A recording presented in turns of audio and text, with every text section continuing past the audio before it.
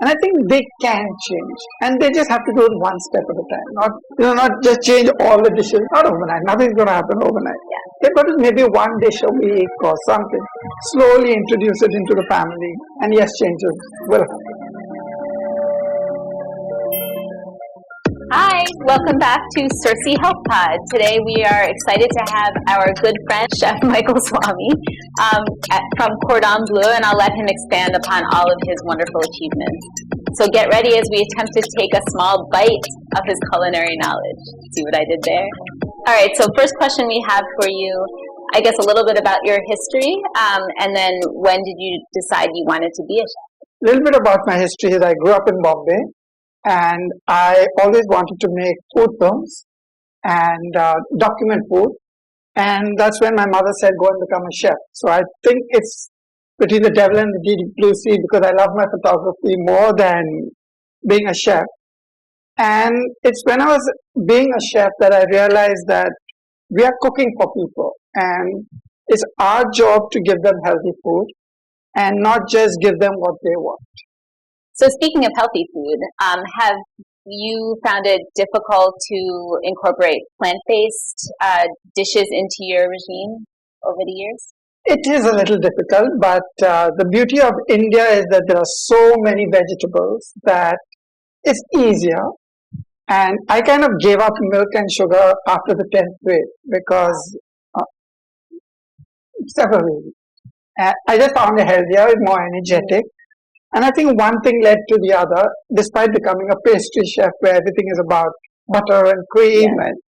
So since you've incorporated more plant-based dishes, what do you think has been the best part about making that switch or change?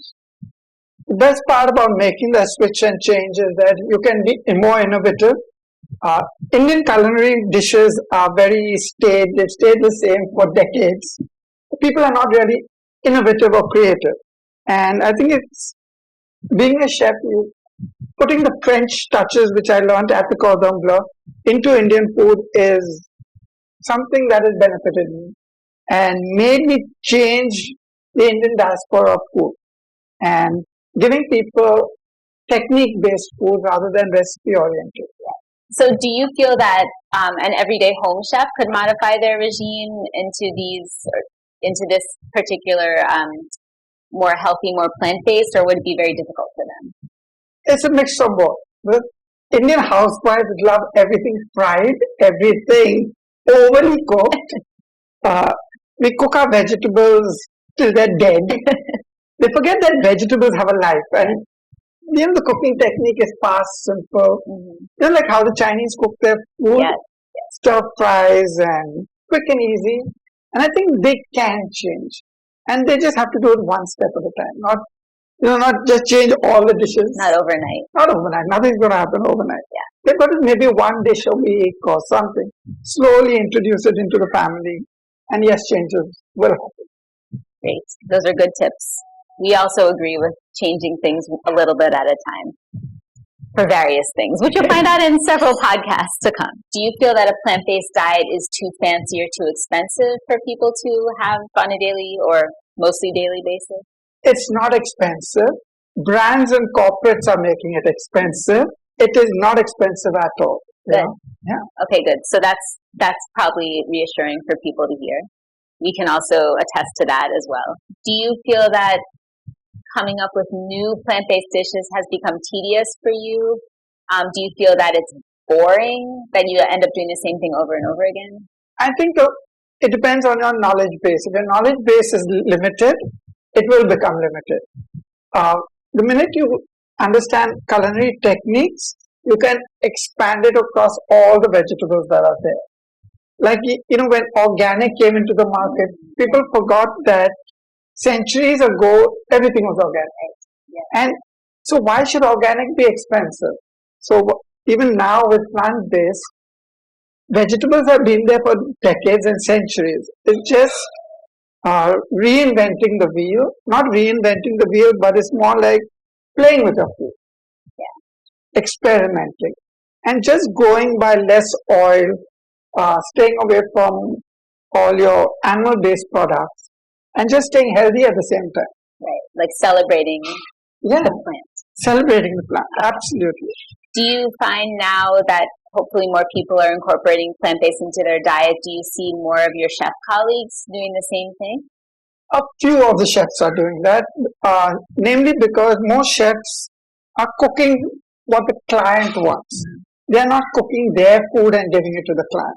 And like when I go to a Michelin star restaurant abroad, you go there to eat the chef's food.